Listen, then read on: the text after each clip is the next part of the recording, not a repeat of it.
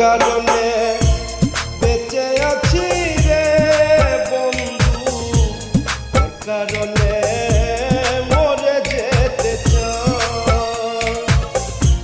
তোর কারণে বেঁচে আছি রে বন্ধু, তোর কারণে মরে যেতে চাই।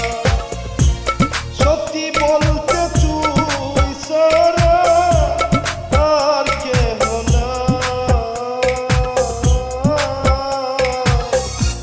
তোর কারণে বেঁচে আছি রে বন্ধু, তোর কারণে মরে যেতে চাই।